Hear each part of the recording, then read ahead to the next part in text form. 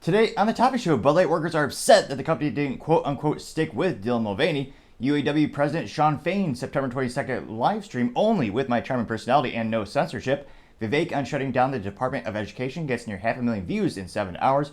Vivek on Biden's trip to the UAW strike. Biden and Trump both on schedule to go visit the UAW strike. Rumble rejects demands for the UK government to demonetize Russell brand. Bud Light employees admit censorship and it's even more widespread than we previously thought. Bud Light tweet censors a man for just taking Yuengling out of the fridge. Microsoft on track for regulatory agencies to greenlight the purchase of Activision. UPS to target quote-unquote Porch pirates. Amazon will run ads on their Prime videos. McDonald's to raise franchise rates for the first time in 30 years. And Costco recalls about 50,000 mattresses. All that and much more on The Topping Show.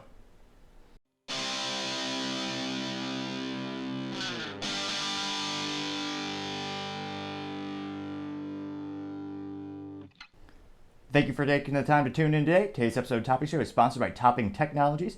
Topping Technologies is an IT value-added reseller and services company with a special proficiency in IT security. Heck, I see their founder at least twice a day. Gotta say he's quite handsome and brilliant. He's me, you see, that's the joke. If you're an IT leader or a business owner, you can reach the team at sales@toppingtechnologies.com. Also, we're still giving away a free flamethrower with every September purchase. Go to toppingtechnologies.com to learn a little bit more. And of course, you can mount it to an AR-15 like all awesome accessories should be able to. Lastly, trying to get to 4,000 subscribers by the end of September, so you could click that button and tell your friends. I would greatly appreciate it. Now, going over to the business part of the podcast, you have Microsoft on track for regulatory agencies to get the green light to purchase Activision. Now, this is an astonishing green light if they truly get it, since Activision in and of itself is huge, not only since their days of developing awesome games on the Atari 2600. I can't help but reminisce, I believe River Raid was one of my favorite ones growing up, and of course everyone knows Cliche, the Pitfall game. There are many good games, and they're only slightly better today with photorealistic types of graphics. But nevertheless, Activision grew so much, they actually bought Blizzard, which was one of the largest video game companies in and of itself, best known for the live-action game called World of Warcraft. Kidding, I know it's Craft. But no affiliation with the Kraft Cheese Company. I did check that. That is surely a lost business opportunity. Could have gotten away maybe a free pack of cheese with every orc purchase or whatever you purchase in that little game. Nevertheless, it looks like the latest stumble came from UK regulatory commissions. The US actually greenlit it months ago.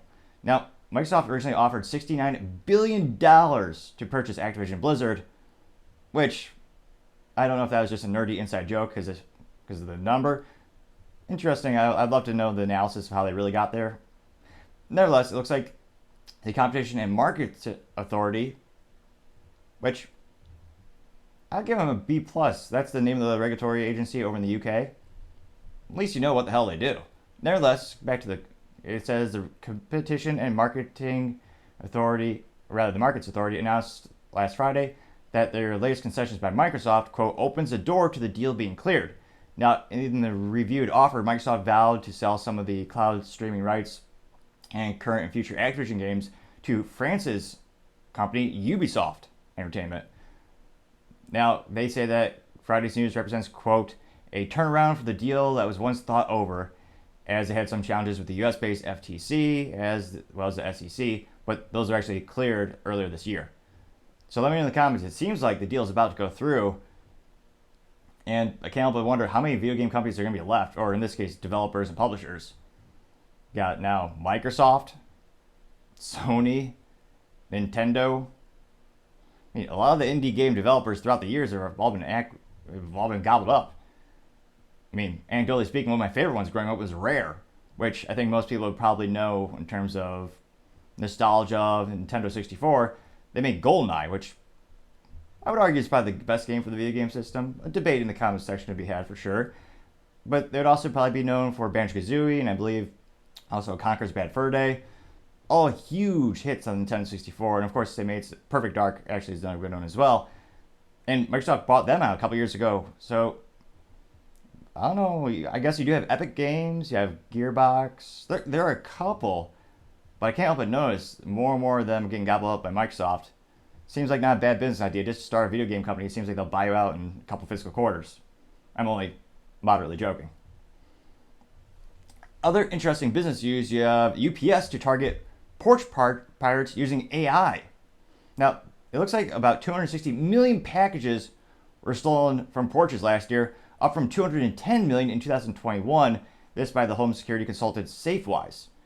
And they noted that about 79% of Americans were affected in 2022. Now, UPS claims they're going to be using a technology called delivery defense, which uses, quote, historic data and machine learning algorithms to assign each location a delivery confidence score, so that a company can recommend customers pick up packages at the store if their home addresses might be a common target from the past. Although, perhaps this belongs in the Culture podcast, I can't help but think, sounds like they're just putting a band-aid on the issue and not really solving they're putting a band-aid on the symptom, not solving the issue. The issue is, why is crime so ridiculously rampant in the United States these days? Well, could be because district attorneys actually don't prosecute crime anymore, thanks to people who elect them. That's a big deal. And stores don't prosecute it. So, I think you need more of a culture shift. Again, I guess this would just be more inconvenience for the customer in terms of now imagine if you get packages stolen, you're going to be forced to go somewhere to pick it up, which kind of defeats the purpose of buying stuff online. The big convenience is it comes to you. I mean, that was one of the biggest drivers of e-commerce, the convenience factor. And now they're going to be using this AI. I suppose the vendors will appreciate it because depending on what insurance policies they have on the packages, sometimes they're, as the French might say, shit out of luck. So it'd be interesting to see who truly benefits from this the most. Is it the end users? Is it the vendors? Is it UPS themselves? For sure, it kind of depends on the policies you choose over the insurances, but yeah, it seems like they're just trying to put a band-aid on the issue. Again, what's a nice way of saying this? Still hard to beat the Second Amendment, but that's just me because I'm American. Other interesting business news, you have Amazon will run ads on Prime Video and movies. Not to brag, but I am part of the 1% of Americans who do not have Amazon Prime. I like to think of it as my version of the lottery, only you actually get something, unlike statistically speaking, the lottery where you're never going to win anything. But you never know. Why pay for the shipping or for the overnight delivery shipping when you just do the free shipping? You don't know when it's going to come. It's almost like a mystery in and of itself. Sometimes you get lucky. I get packages sometimes, and the infrequent times I do order stuff from Amazon, in maybe a day or two. I mean, a great life hack. Sometimes you can get it in a day, just logistics happenstance. But then other times it might take 2 weeks. You never really know. I highly recommend this over paying for Amazon Prime, since I really don't see the benefit of getting Amazon Prime, since, again, most of the things on Amazon, they're not necessities. It's just kind of fluff you don't need in life. They have some good books. I'll give them that. But nevertheless, it looks like now they have extra advertisements, which, again, takes away some of the benefit of Prime. And it's one of those things where every time I tell my friends, and anecdotally speaking, pretty much they've all acquiesced and bent the need to buy Amazon Prime. They claim it's so convenient, they have to have their stuff, their knickknacks and boondoggles within 24 hours. And I always say, really? Probably not. But nevertheless, another thing they really emphasize when people are telling me why I need to get Amazon Prime is I must get it because it has their fancy Prime TV and Prime movies.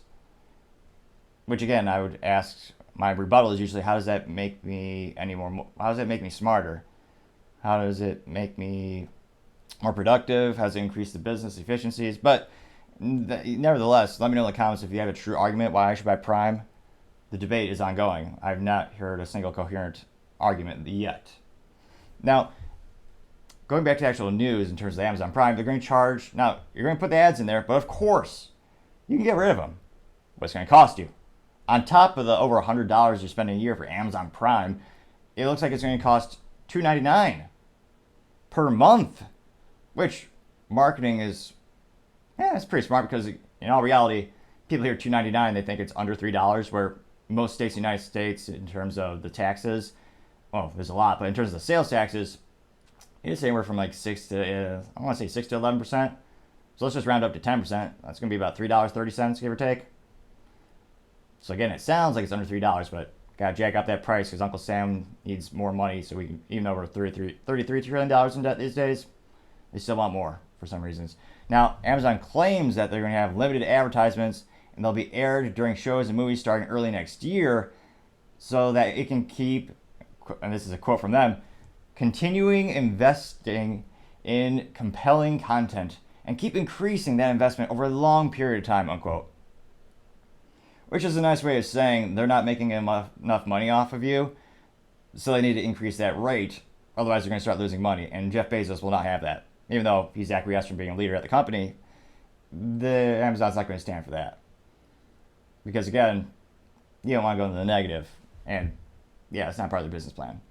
Now, I don't think in terms of how many people will drop Amazon Prime, I don't think this will realistically take away from their growth rate, or most people probably won't even tell because they're just going to add it to the bill, and they'll just say, "Yeah, I'll just click an extra box. I'll take that extra $3.30 and I'll just add it on."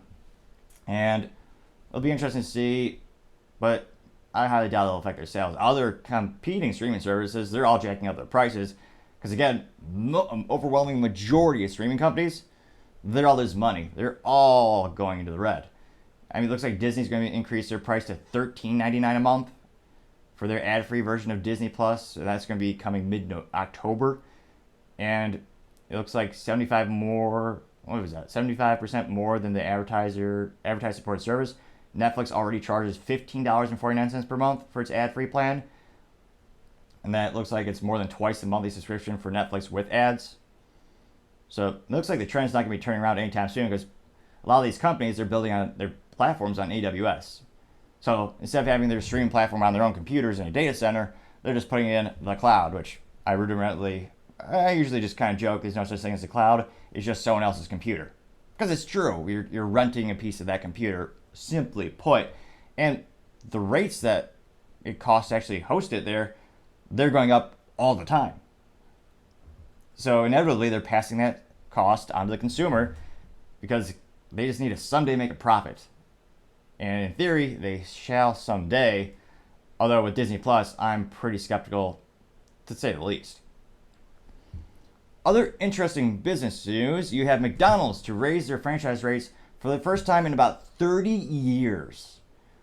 Which is incredible. Now, this is thanks to a letter that was actually acquired by Reuters, and they said that the fees are being hiked to 5% from 4% starting January 1st, and it will not affect franchises that are looking to rebuild or renovate existing locations or transfer an outlet to another party. Now, it also said that the moves comes as the restaurant chain sees slowing revenue growth for the rest of the year as signs of easing inflation prompt it to lower menu prices. Which, yeah, that makes sense. It's one of those things where, I've said this before, when it comes to prices at certain price-conscious products and restaurants like McDonald's, there's certain thresholds you just cannot pass just given the nature of the business. It's a entry-level food entertainment. They got rid of the ball pits years ago, unfortunately. But when it comes to the food at McDonald's, after, let's say $2 to $3, it just doesn't make sense. And granted, my anecdotal evidence is from the 90s. I haven't been there in decades. But it's one of those things where people are only willing to pay so much before they either just say, well, this cost makes no sense, I'll just make the food at home. Or more realistically, they'll just go to another restaurant that's cheaper than McDonald's, which is hard to fathom since that's kind of the thing that McDonald's is known for. It's known for being quick and, depending on how you want to frame it, either affordable or the cheapest. Use the term whatever suits you best. But it looks like they also know that McDonald's operates around 13,400 stores across the United States, and about 95% of them are operated by franchisees as of December 31st, making up nearly 30% of the company's total revenue in 2022. They also noted that average cash flows for these U.S. franchisees has grown more than 35% over the past 5 years. Now, cash flow is great, but more importantly is what's the profit? Because that's how they make a living. And also, again, 40-year hyperinflation, everyone's raising prices. So, of course, it's one of those issues where, yeah, there's more cash flow, more revenue, but can these owner-operators actually make a living? Or are they going to debt just trying to keep the lights on? Because you can do that for a little bit, but long-term it has to be sustainable. They're not the U.S. government, which, again, has $33 trillion in debt. And in theory, they'll pay it off somehow, someday. Yeah, needless to say, I would not place a bet on that. Because I don't think the odds are good that will actually happen. But that's just me. Now, going on to the culture part of the podcast, you have Bud Light workers calling leadership cowards because they did not, quote unquote, stick with Dylan Mulvaney, even after they've lost 30% of their sales. So these people are mentally vacuous, perhaps, or they just, more accurately, they just don't care about profits or, being in business. They actually are calling leadership cowards. Cowards, really? Because they didn't stick with Dylan Mulvaney. Now, for those who have lived under a rock or maybe in Iowa, kidding, I live there, don't worry, folks. But all realistic, little summary of the situation, Bud Light thought it'd be a good idea. Again, they were the best-selling beer for about 20 years in the United States, and they thought, we're going to use this gal, Alyssa Heiderchild, VP of Marketing. She is very, very happy to be the very first female marketing lead at the company. She put it on her LinkedIn. She's no longer on LinkedIn, interestingly enough. But she thought, what's a good idea? Let's hire someone who, this person's average audience is 15 years old. Let's choose this person as our brand ambassador. This person who is a biological male and is celebrating days of girlhood, I believe. And every day this person would do something pejoratively stereotypical. Wow, say that 12 times in a row. Stereotypical about women, such as wearing high heels and prancing through the forest. Which I did ask the female members of my family, that is in fact not something that women do. Now, they gave this person a custom Bud Light can, which, interestingly enough, in terms of value, that's one of the most important pieces of marketing history in terms of the business blunder of the century. They gave this person that can, and the boycott began. And Bud Light, they were between a rock and a hard place, although they put themselves there, admittedly, because if they were to stick with this person, quote unquote, the boycott would have increased. So they were very political in terms of they did nothing, which is the sign of most politicians. So the CEO clumsily, but actually I would say it's not clumsy, he's very strategic, he's a former CIA asset. He actually just said nothing in terms of a politician. They'd go on interviews and they'd ask him, oh yeah, do you think this is a good idea? I mean, what do you think, would you do it again? He didn't even rule out, the CEO of Anheuser-Busch Bud Light, he didn't rule out that they wouldn't hire Dylan again. Really? In one fiscal quarter, they lost $400 million compared to the same fiscal quarter last year. That was fiscal quarter 2. And the sales are continuing to go down. Every week, it's between 27 and 30% less sales compared to the same fiscal weeks last year. And I suspect that delta in sales is going to get worse and worse throughout the sports ball season. Because traditionally speaking, that's when people buy the most booze. Because, I mean, well, there's certain sports I can't fathom people actually enjoy sober. But nevertheless, people buy a lot of beer during the sports ball season. And they're doing all these advertising campaigns. Needless to say, I think this is just going to be a waste of marketing dollars. But nevertheless, that's a little summary of the situation. They lost about 30% of their sales, about $28 billion in stock valuation as people sold off their stock. And yet, it looks like these former Bud Light workers are accusing them of cowardice. And they're saying, oh yeah, this is ridiculous. It's like, actually, they expressed that they wished the management had stuck to their guns and told the world to get over it rather than reeling at the mistake. And I can't fathom these people. I don't know if they just don't realize how to run a business. And some of them are even claiming that Alyssa Heiderchild, who was a marketing VP, who was blamed for the disaster, had nothing to do with it. Which is hilarious to think that some people are saying, oh yeah, the CEO didn't know, this marketing VP didn't know now. No one knew.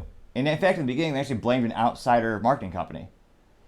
Which again, I don't think anyone believes for a New York minute, because when it comes to light beers, I would say most people say they taste about the same. You see the same thing with Pepsi and Coke. What is it? Corn syrup in a can? The biggest thing that pushes their sales is ridiculous levels of marketing. That's why Coca-Cola and Pepsi, they don't spend millions. They spend over $1 billion a year on marketing to get their logos out there so you remember them. It's one of those things where it's one of the most dependent industries on marketing. It has to be in front of the consumer, reminding them and basically bashing them over the head, saying, don't forget about our brand. So if the main thing about your company is marketing, would you hand that over without a lot of oversight? Would you have commercials and brand ambassadors without multiple people signing off on it? Does that make any sense to you? That makes zero sense to me. Of course not.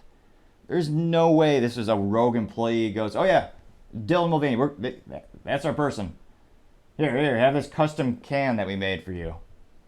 No, that took multiple layers of approval, I am sure.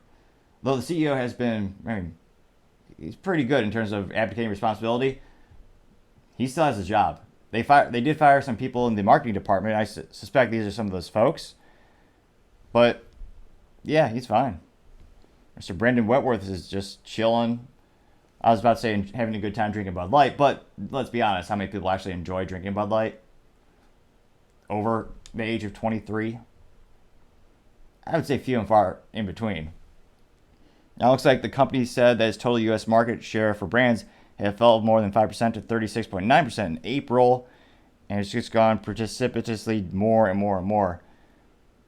And it's one of those things where they're very fortunate. Their portfolio is so diverse. They have like 50. No, well, they had actually this business Blunder's done so bad they actually had to sell some of their brands off. So they used to have, I believe, 54 brands of beer under their belt, but then they had to sell back. They sold off 7 craft brewing companies, and then 1 more independent brewing company. So they might be down to 43 brands or something like that, give or take. And a lot of Americans don't realize how many brands they truly own. So there might be a lot of people that are boycotting Bud Light, and they're buying this other product. I think everyone knows Bud Light, Budweiser, same company. It makes pretty good sense. But very few people know Michelob Ultra, same company. Coors, same company. Now, interestingly enough, a little nuance, Modelo globally is owned by Anheuser-Busch InBev. But in the United States, a contingency from the Securities Exchange Commission, or the SEC, of the joining of the companies InBev and Anheuser-Busch, they told them they had to actually spin off Modelo in the U.S. So in the U.S., Constellation Brands owns Modelo, which, more power to the people supporting the boycott, that's now the #1 selling beer in North America, which again, it's owned by Constellation Brands, which I believe is headquartered out of New York. So it's one of those fascinating things where the boycott's definitely working. Now, the specific brand in their portfolio, Bud Light, that's feeling the biggest hit in terms of the negative sales. Again, that's the one that's about 27 to 30% less every week. Then Budweiser, that one's coming in about 10 to 12% lower sales every week. And the other brands, they're single digits decreasing. And I suspect some are even none at all. So it will be interesting to see. And thankfully, there's some fun little comments here from the Daily Mail article. So someone by the name of Les Paul, fair to say he probably plays the guitar a little bit. This person said, sales don't lie, liars lie. That's a very apt observation. I would tend to agree. Liars do lie. That makes sense. Now, he also said, all those employees who say the company should support Dylan after the billions of lost revenue should be fired. Let their wages help restore the company somewhat, unquote. That person got 328 likes and 2 down likes or down votes. Although, interestingly enough, I don't think it's an issue of money. They're spending more money than ever on marketing this year, which they admit they're doing it just to try to make up for the sales that they've lost. But again, I always compare this to a bad relationship where the husband or wife messes up and they just come home with flowers or jewelry, or what would women buy a guy? A new tie or something else disappointing? But in all reality, they're just bringing back a gift. They're not actually saying what they did was wrong, or they're not addressing the situation that brought them to that moment. Same thing with Bud Light. They're just saying nothing. So I suspect even if they were to spend more money, they'd have about the same results in terms of lost sales.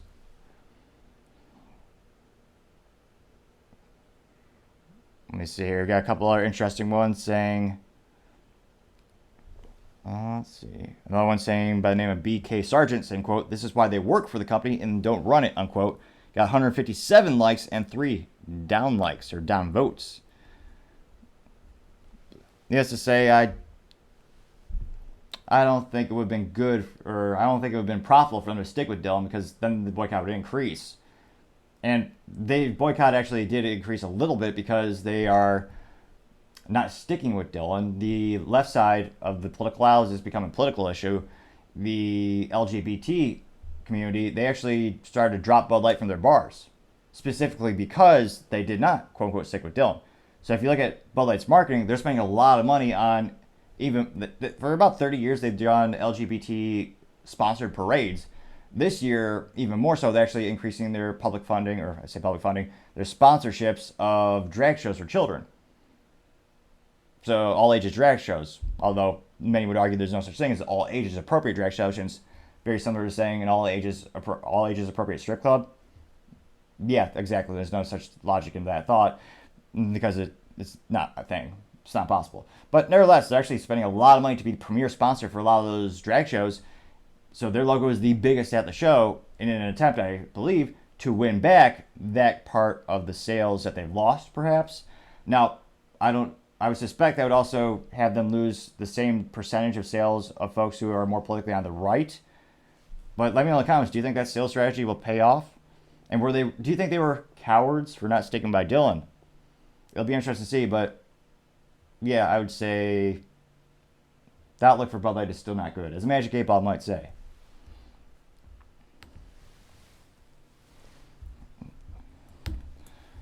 Other interesting cultural news, you have Rumble rejects demands from the UK government to demonetize Russell Brand.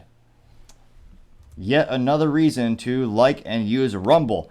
And I have actually started to upload the show there. In terms of resource allocation management, I'm trying to see if I could make the time to actually upload the clips or the highlights of the show.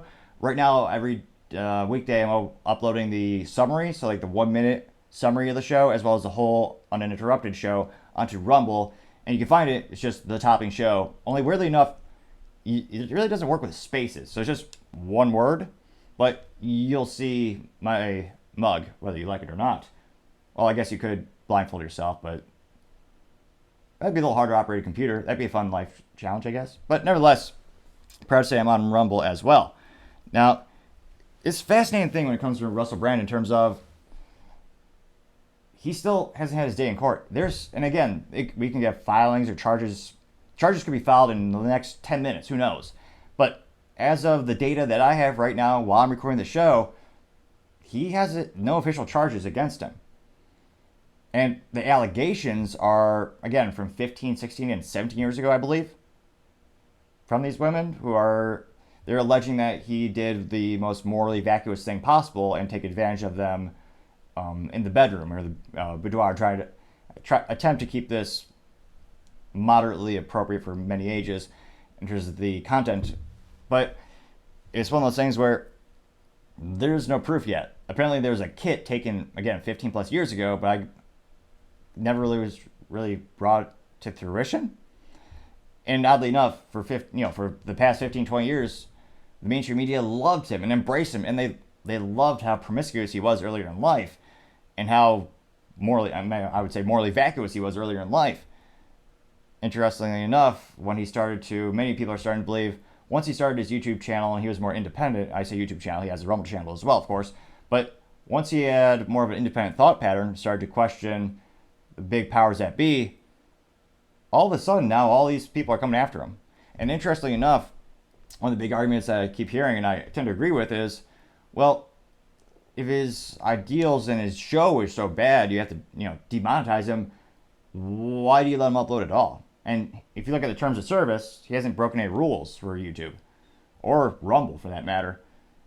But YouTube just immediately demonetized him, which is, again, is disgusting. That the United States used to be a place where everyone is innocent until proven guilty, and now it seems quite the opposite, unfortunately. And even more concerning from a cultural perspective, more and more Americans, I use that in quotation marks, are starting to believe that theory that people should just be guilty day one by accusations. That's ridiculous, to say the least. Now, when you say demonetize, that means you can't make any money off the channel. And when you're someone of that type of channel size, they make their primary living off the channel itself. Now, Rumble, thankfully, actually punched back. And in terms of a moral investment, and again, I'm not a financial advisor. I mean, shoot, when it comes to my financial advice, my business lost money the first year, truth be told, my tech company. But it's one of those things where I'm not giving stock advice or investment advice. This is purely my 3 cents. It used to be 2 cents. Now it's 3 cents for the situation with Rumble. I know a lot of people are starting to invest in that company from a stock perspective just based on morality alone and just the fact that they're actually sticking for free speech. Because very, very few platforms are doing that these days. Most of them are all about the censorship. And yet, Rumble is saying to the UK government, go take a hike. Which I can't help but admire. And it seems their stock's they actually dropped, I believe, under $5 per share. Partially because a couple days ago, the founder and a couple of the executives, a couple of folks, they're allowed to sell stock. When they started the company, we first IPO'd, there's certain times when you are not allowed to, they couldn't sell their own shares until a certain date. And I believe last Sunday, or actually 2 Sundays ago, that date came. So I believe that's one of the reasons the stock has dropped. But it's, again, I don't think they pay dividends, so that's a little disappointing. If you're a stock trader, that's something a lot of people look for. But in terms of being a tech company that stands for freedom, that's few and far in between. But nevertheless, back to the substance of the news topic, you have an article from The Guardian highlighting this, and Rumble actually punched back and actually sent a response letter to the UK Parliament. And this is an article on The Guardian from the Twitter, or X, as some people are calling it now. I think the jury is still out on how many people will think that the new name will stick. Every time I talk to people in conversation, they just keep calling it Twitter. Again, I appreciate everyone's patience as I attempt to make sure the focus actually works, as I try to find software that's better for both picture-in-picture and focus. And you have suggestions, really appreciate it if you put them in the comments as well. So this is Rumble's response to the UK Parliament letter from their CEO, Chris Polaski. So Rumble says, quote, "Today we received an extremely disturbing letter from a committee chair in the UK Parliament. While Rumble obviously deplores..." All right, so I'm going to rewind this because I'm going to do a little earmuffs if you have children listening in the car, I don't know if you're listening to this on the road, but if you have children with you, cover their ears. So I'll reset the whole quote here. Quote, "Today we received an extremely disturbing letter from the committee chair in the UK Parliament. While Rumble obviously deplores sexual assault, rape, and all serious crimes, and believes that both alleged victims and the accused are entitled to a full and serious investigation, it is vital to note that the recent allegations against Russell Brand have nothing to do with the content on Rumble's platform. Just yesterday, YouTube announced that, based solely on these media accusations, it was barring Mr. Brand from monetizing his video content.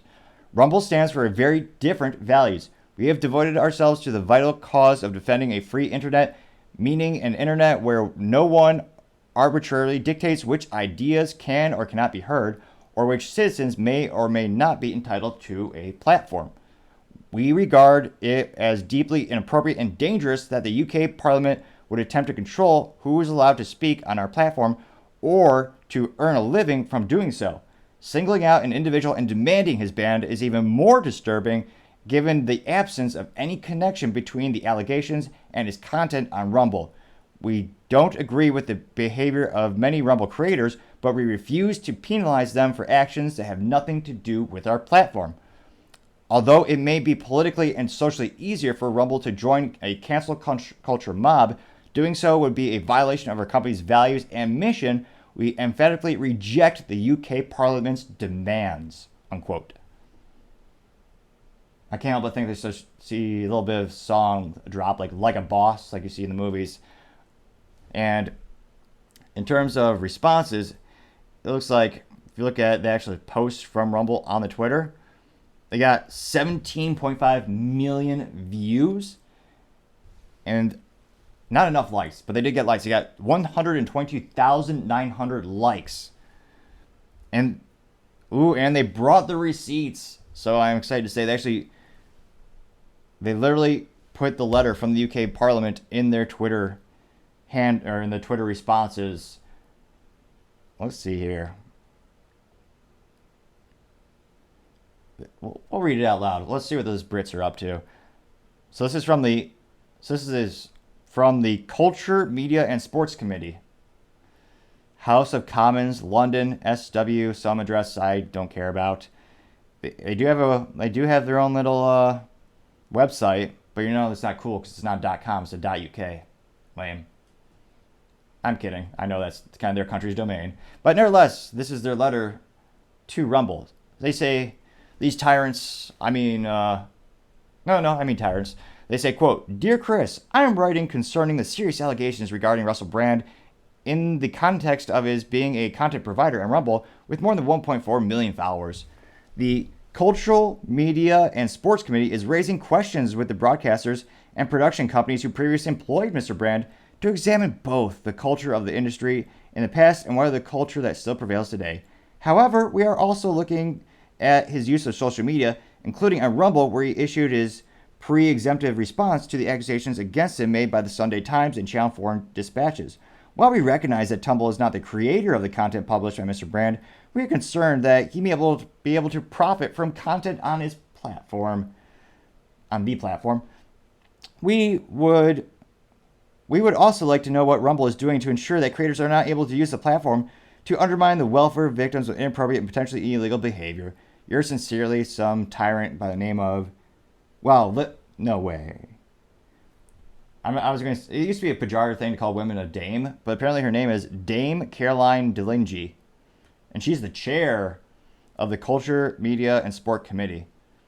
Chair, I would say, is inappropriate. I would say more accurate would be she is the trash bin.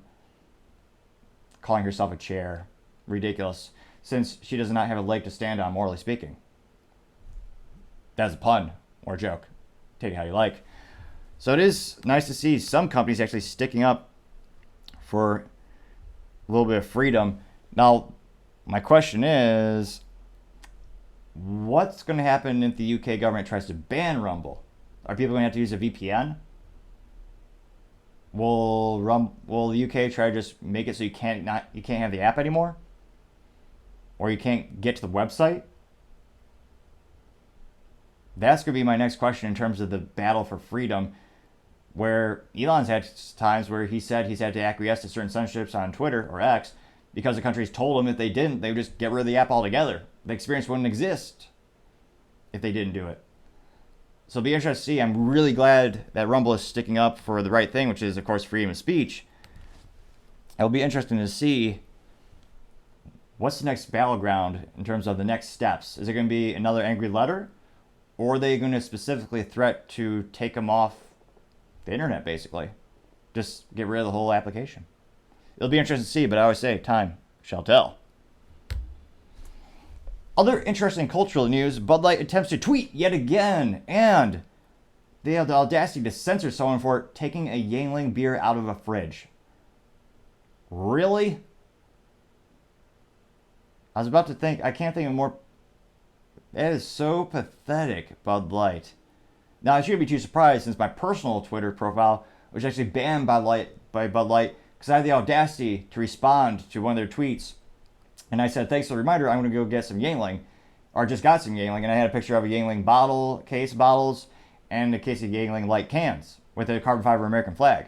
Now, subsequently, I'm pretty sure the reason that they were so offended was because of the American flag, since that's not the flag that represents Bud Light anymore. But they banned me just for that. And this video, they said, we got to get rid of this video. It's not good. You can't have people seeing the competition come out of a fridge. Heaven forbid. Now, the original tweet by Bud Light was the text saying, you know the drill. Now it's time to play for a chance to win prizes. Join now. And all the people with too much time on their hand or just like freebies too much, that I really debate if they actually build brand loyalty. It's one of the things where they just encourage gambling and they want you to retweet it and they'll get free crap. Which again is a great example of someone, you always hear this example in life of how someone can be a winner and a loser at the same time. And having a raffle or having a contest where the winning prize is Bud Light, I think is a perfect answer for that metaphor of being a winner and a loser at the same time. Now, they also had the picture where it said, make your pick. And it was a can of Bud Light with a horseshoe on it and a can of Bud Light with a bird on it. Now, thanks to the fact checkers, I was able to find out this is a horse trading company and a bird taxidermist company. I'm just kidding. I know their soccer teams. I know my sports balls. So apparently, it's, the Colts and the Robins, of course. And I can't help but think those brands, maybe their fans really like Bud Light. I can't help but think if I was the owner of that team, I would try anything to get out of the contract that said they had to do anything with Bud Light. Now, they attempted that tweet. It looks like they got about 19,900 views in 9 hours, which, again, a huge brand. They should be getting millions. Thus far, I've seen them get like one post with a couple million views in the past 6 months. Or six, actually, no, time's going by too quick. The past 8 or 9 months since the incident with Dylan Mulvaney. And I can't help but think they probably paid extra to push or promote that tweet. Now, of the 19,900 people who saw this, presumably, probably a couple people, maybe a couple thousand people would like it, maybe 10,000, 20,000. Well, not 20,000. It's not an election. Dead people can't, I wouldn't think, like on Twitter. Maybe. But nevertheless, they got 164 likes, which I think is hilarious because it means not even the people who work there are liking their tweets. Nevertheless, even more interesting, it looks like 1 or 2 were real. So the first comment was actually someone by the name of Hope Thatcher. This person said, already made my picks. I got 20 points from Thursday's game. And they got 583 views. And they got 1 like. Now, not to brag, but I sometimes get 2 likes when I do tweet. Not to be too bombastic, but that's pretty good. That's twice as bad, which is pretty good. 2x. Now, looking at her profile, looks like she retweets for Domino's to get a free gift card, Roku to get a free trial or a free stick. I have no idea what the hell. Slabs and Raw for $25 promo. Another $25 promo. Apparently this married woman, well, she has a child, so presumably she's married. She retweeted someone called Polty, and that person was saying lunch on me to someone random who likes this tweet. She also retweeted yet another thing for Roku. Retweeted Batman. A real picture, I'll be damned. She did tweet something original. A cat. The crazy cat lady stereotype persists yet again. It just can't get away from it. And unfortunately, she got 0 likes out of the 13 people who saw that. And it looks like the rest are retweets for promos. So the first person is real. Personality might be the same as a robot, but nevertheless, she appears to be real. So there's one real tweet, or response to the Bud Light tweet. Another person by the name of Eric said, quote, I misread that. You can imagine what I thought. It said, first, make your. And I misread that. You can imagine what I thought it first said. So I have no idea what this person is saying. If they're trying to make a joke, it went over my head just like that. They got 1 like, though. Someone by the name of James Bromley said no thanks, getting 4 likes. Ooh, someone by the name of Carly said America picks Yuengling beer. Person got 16 likes out of 527 views. We have a reliable statistician over Mr. Rich Mooney. He asked people, Bud Light is openly sponsoring the drag group Sisters of Perpetual Indulgence, who are famous or infamous for mocking Jesus Christ and Christianity. How will this affect your choice of beer? With the 2 options to vote for being Bud Light for me or no Bud Light for me. Of the 180 people who voted in this poll, the results come in at 82.3% of people said no Anheuser-Busch for me, which is quite concerning because that means of the 181 people who voted, 17.7% said they would purchase Bud Light because they support a drag group that mocks religion. I can't help but think or notice in the United States, Christianity and Catholicism is the only religion you're allowed to make fun of pejoratively and discriminate against openly, such as when Best Buy did it. So they would buy a Bud Light because they mock religion. Interesting, Bud Light. Interesting approach. But it's not 0%. So maybe the logic for the 2 people who still work in the marketing department is they're going to go after that 17.7%. I don't think that's a prudent business decision because, again, even if the growth rates of that community, increase as they have for the past couple decades, I mean, they'll make them a profit, but it's going to be 60 years plus. So maybe they are really, really, really thinking long term. No, I just think they're still run by activists. You have somebody by the name of Manhouse saying, "I choose another beer." Got 17 likes out of 273 views. You have someone by the name of Phil saying, "My pick is in," and it's a GIF. Or as the youth might say, a GIF. But no relation to Jiffy Peanut Butter, which I can't believe in terms of marketing. What a lost opportunity. How did they not corner the market with the Jif Peanut Butter GIFs? Or GIFs? I need to start letting these companies know I'm for sure free, well, I should say available for marketing consultation. But nevertheless, that person got 17 likes out of 408 views. And going down, we get to something that is censored. It actually says, the following media includes potentially sensitive materials. Heaven forbid we see it. But I do dare. And I click the button that says view. And it's a GIF, or as I said, the GIF. A man is just taking what appears to be Yuengling beer out of a fridge.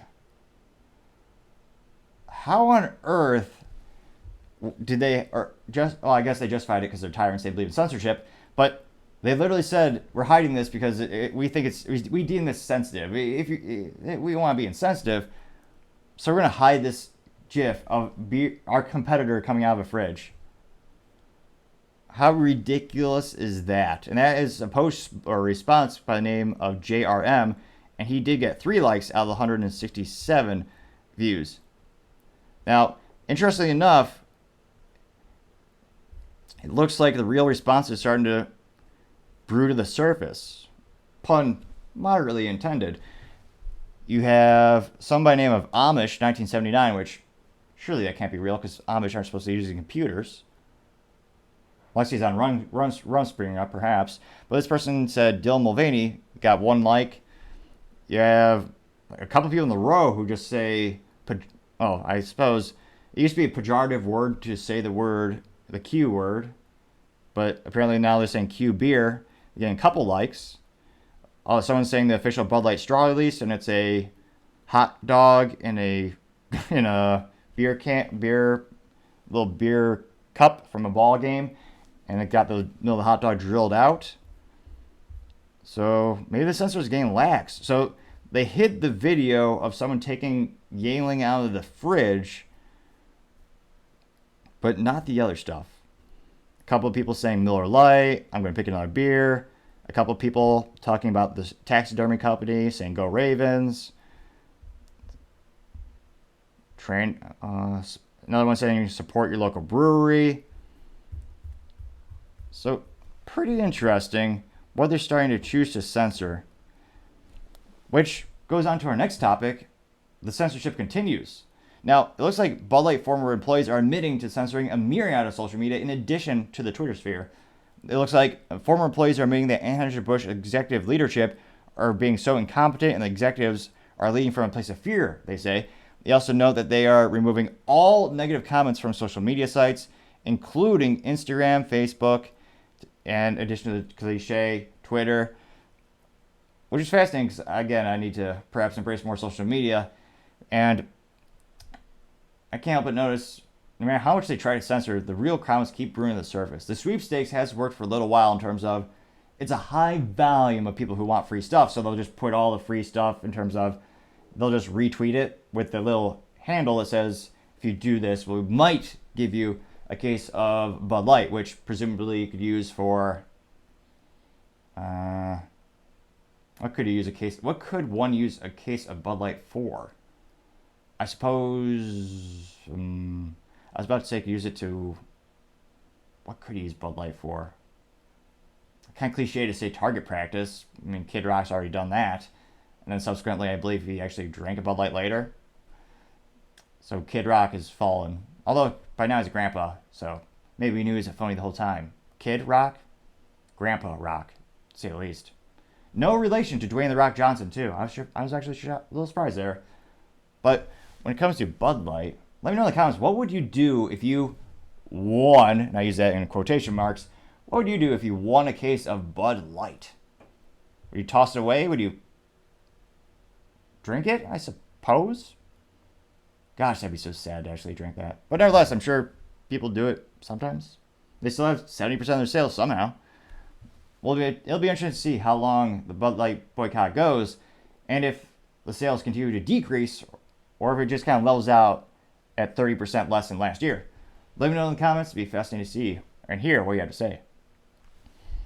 Going on to the political part of the podcast, you have Biden as well as Trump going to go visit the UAW strike on Tuesday. So they're both scheduled to go, and the UAW pretends to withhold their endorsement for the next president of the United States. Now, it looks like, quote, Tuesday, I'll go to Michigan to join the picket line and stand in solidarity with these men and women of the UAW as they fight for a fair share of the value they helped create. The guy, yeah. Unquote. Now, apparently this was tweeted by Biden, but we all know it's Karine Jean-Pierre since she's the one who really does the tweets. And I'm not even joking. She actually tweeted something from her personal Twitter profile, and her vocabulary was from the president's perspective. So, needless to say, this is probably from Karine Jean-Pierre as well. And she's not even a farmer. She doesn't know pears. She doesn't even bring a pear. Doesn't even have the courtesy to bring pears to the press conferences. All those reporters have to ask her all the questions, and she has to dodge them like she's playing dodgeball. Doesn't even have the common courtesy to bring them some fresh fruit. Ridiculous. Needless to say, I do give away pizza parties every once in a while for my company. Kind of have to. Comes with the name. But nevertheless, it looks like they claim, and this is another quote from the president's or Trump's side, quote, the only reason Biden is going to Michigan on Tuesday is because President Trump announced he'll be going on Wednesday, unquote. And this is from the Trump campaign giving out a statement last Friday. Now, let's see here. They say that Trump plans to travel to Detroit to speak at a rally advertised for auto workers as he tries to win back some blue-collar voters who defected to Biden to his victory in 2020. Trump has called for a rank-and-file union workers to ignore their leaders. And it's one of those things where, I don't know, Trump doesn't drink, so we can't say he's drunk in his thoughts right here. But trying to get the union leaders to to endorse Trump, if you look at the campaign donations from the unions in terms of the United Auto Workers, they were one of the reasons Obama won his presidential campaign. They give a lot to politicians. It's one of the reasons their dues are so high when you join a union, or rather when you're coerced to join a union. But the whole purpose of a union, in terms of like their work ethic, their mentality, they have this relationship with the government that's very symbiotic, especially like the teachers union, where the teachers union will get politicians elected, and in turn, politicians will give them huge raises. And yet, students have the lowest test scores ever. But we just got to keep paying them more and more, of course. But when it comes to UAW, they've been voting and giving money to Democrats for not just like 1 or 2 years. We're talking decades. The whole culture is from a Democrat perspective. I see what Trump is trying to do. But let me know in the comments. There's no way he's getting the endorsement. Shawn Fain, who is the president of the United Auto Workers, he's going to give to Biden. Now, Shawn Fain he's a politician in and of itself, but it's one of those things where he is really hoping, and he's dependent on Biden right now. He wants Biden to come in and rule with an iron fist and have the government force the big three to basically bankrupt themselves by giving the UAW the largest raise in history. Again, the original ask were $80 billion per big three over the 4-year contract. That's a lot of cash. And before this contract renegotiation, their prices are already the most expensive in the automotive community. Tesla's cost of labor is much cheaper. The car is also much more American in terms of the percentage of parts made in the United States. And granted, a Tesla won't last 10 to 20 years, but would a GM last any longer? I'm only moderately kidding. But I think for sure there's no way, and let me know in the comments, if you're in the UAW, I'd love to hear your experience. Would Shawn Fain ever endorse Trump? I don't think it's ever happened before in terms of the UAW endorsing a Republican candidate. it seems to be the antithesis of their culture. But I think Trump could maybe win a couple of union workers who aren't happy with the current leadership. So not, if you look at who is voting for and who supports Shawn Fain from the union perspective, he didn't win like 99% of the vote. There's always a contentious battle going back and forth. So there are some people who don't agree with his approach with the strike. They're not happy. They don't think he's going hard enough. Some people think he's going too hard. Just like in all politics, you never get 100% of the vote. But Trump maybe will get a couple of his blue-collar folks back. I think, again, Trump needs to do this in terms of moves on the political chessboard. Talk about inflation. Talk about taxes, which is the most hilarious, ironic thing about UAW. They helped get Biden elected, and Biden's the one banning ICE cars, internal combustion engine cars. The things that make the unions the most money, he's getting rid of. It's a de facto ban. If you look at the EPA, they're raising the fleet averages for tailpipe emissions to such an absurd rate. The only way you could hit those numbers is if you have an EV in your fleet and become more and more EV dependent. It's not the consumers demanding it, it's the government forcing it, unfortunately. So, again, Trump really needs to start emphasizing those two things. Is focus on every time you get your paycheck, the government's taking 30-40% on federal level alone. The state's taking another, 9 to 10% depending on where you live. When you buy something at the store, it's another 10% for sales tax. Again, Trump needs to be saying, Biden's been in charge. This guy's been in charge for the past 4 years. How's your paycheck been looking? Look at the taxes, they're huge. That might have been the worst impression you hear all week, but nevertheless, as long as it made you smile and entertain you, I'll be moderately happy. But seriously, Trump needs to go to these rallies and say, look at your paychecks. Imagine if you got to keep all of your paycheck. What if a politician, again, no one would ever do this, but what if a politician actually said, we're going to repeal the federal income tax? People in America forget it's not that old of a thing. We didn't have it for most of the time the United States has been around. We didn't have a bloody income tax. Or, I'm sorry, I'm American. We didn't have a goddamn income tax. We actually killed Brits to get away from the tea tax. It's one of the things where World War II came along and the government goes, first they asked for volunteer. You go, hey, if you feel more patriotic, give us a little money, help out for the war. Then they said, hey, we're going to have a temporary fund. We need some income just for the war. We promise when the war's done, we'll stop stealing your money. And of course, that never happened because the government there's no such thing as a temporary tax. And then it's been repeated time and time again. I've never seen them go away, unfortunately. So, Trump, what if he said, hey, if you like me, I'll repeal the federal income tax. Goes to every one of those blue-collar workers and say, well, you got to keep 100% of your money on a federal level, which the President of the United States presumably could do with maybe the executive order. There's got to be some mechanism to get rid of that disgusting law that steals 30 to 40 to 50%. So much of your money is stolen from you. At the end of the day, how much of that dollar is really yours? I think if he can really emphasize the issues that these blue-collar people, and I would say all Americans really care about, the grocery bills, inflation. Again, Biden's been in charge. No, but Trump's really not, I don't think, articulating that as much as he could. So maybe this trip could win over a couple of the UAW members. I think that's possible. But really, I think this is just in terms of Biden and the UAW, it's a strategic opportunity for the UAW to try to have Biden step in with an iron fist and get them what they want. And it'll be interesting to see. Biden does, I think he's going to get their endorsement by default, basically. And he does, people there's many different political commentators saying he really needs it because Biden's approvals are going down. But again, the people in the unions have been voting Democrat for so many decades. Does it really matter if he doesn't get this one recent endorsement? Because again, who's going to primary Joe? That's another topic in and of itself. But people say there's a lot of support for RFK. People forget that Democrats use superdelegates. There was a time where the American public actually voted, they really wanted Bernie Sanders. That's not what the DNC party wanted, so they rigged it, used superdelegates for Hillary Clinton because they thought she had a higher odds of success on a national level. So again, that's why I don't think RFK is going to go anywhere, unfortunately, as much as I appreciate one or two of his ideas. I think realistically, again, the odds are worse to go independent because you need more signatures, a lot of issues there. But I think for him, that's realistically the only outlet. So let me know in the comments, at this point, with the incumbency voting Democrat for decades and Biden having the presidency incumbency as well, do you think the UAW endorsement even matters these days?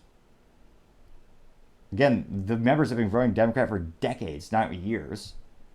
And old habits are hard to break, some might say. So let me know. I can't help but think might help Trump a little bit. And in terms of moves on chessboard, it does make Biden look like he's on the defensive, seeing him being more reactive in this situation. But let me know in the comments. I'd love to hear what you have to say. Other interesting political news, you have Vivek's take on Biden's trip to the UAW protest. So this is a little tweet from Vivek, or as the youth might call him in college when he was a rapper, Vivek. Which, again, Eminem, what a disappointing figure. Instead of actually being a man and fighting on the streets with a rap battle with Vivek, he actually just sent an angry letter to Vivek saying, please stop using my music. How pathetic, Eminem. Ridiculous. And yeah. Nevertheless, going back to Vivek, he said, quote, Biden's trip to protest in Michigan is a smokescreen to deflect reality, and the UAW strike is just a symptom of a deeper problem, a trifecta of raising prices, raising interest rates, and stagnant wages. American workers deserve answers for horrendous economic policies and civil service protections enjoyed by federal bureaucrats that ordinary workers don't get. The picket line we need is in D.C., not Detroit. That's a hard truth, unquote. And he did use all caps for the truth. Go big or go home, some might say. Now, he got about 330,000 views in a little under 10 hours. Not too shabby. And I think he makes a good point in terms of, one of the biggest costs to the deficit, again, U.S. is $33 trillion in debt, which, again, Democrats and Republicans have both contributed to, thanks to their, I don't know if it's even mental ineptitude. I almost wonder if they're doing it on purpose at this point. It's the ultimate example of kicking the can down the street again and again. Not much appetite for solving a problem, unfortunately. Now, when's the last time we actually heard the government cutting the budget a little bit and talking about how they're going to solve that problem? Exactly. Not so much. Now, it looks like the comments,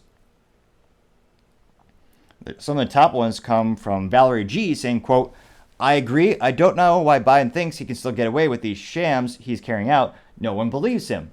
She got 31 likes out of 1,900 views. Somebody named Josh Beckersinio said, quote, the real truth, no matter what deal is made, AI and automation will replace all of these jobs, especially as corporations continue to be pushed to raise wages. We are entering an era unlike any other, and we're clearly not prepared, unquote. A person got 36 likes out of 3,400 views. Now, not to disappoint him too much, but for better or worse, there are some intricate jobs to assemble a vehicle where you do need a human to do it. Now, Tesla is inventing a robot that looks like a human, and like many technologies, the limitation is the battery capacities and how you're going to actually power those devices. So you'll need some humans to assemble cars for, I would say, for at least maybe 5-10 years. But it is also one of those issues. I would probably note in terms of his rebuttal, I mean, automation will replace more of those jobs.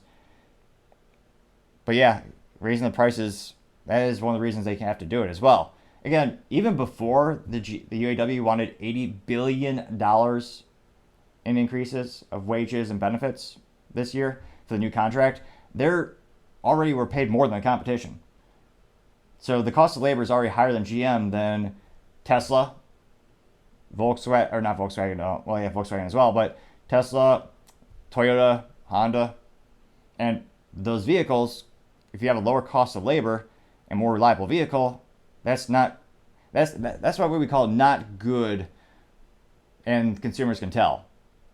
There's a reason I have a Honda. Well, it's partially because it also has 3 pedals and manual transmission, as every vehicle should, but that's just my 3 cents. We'll see more automation, but he does have a good point in terms of one of the reasons they do it is time and reliability and cost. Now, other interesting top comments, let's say, Mr. Vincent New York said, quote, I am really starting to like this guy, unquote. And he got 21 likes out of 2,500 views. Let's see. A lot of people saying I agree. Somebody by the name of Ramesh Saxton saying, quote, Vivek says it as it is. This is the president America needs, unquote. Gentleman got 61 likes out of 3,900 views. It looks like...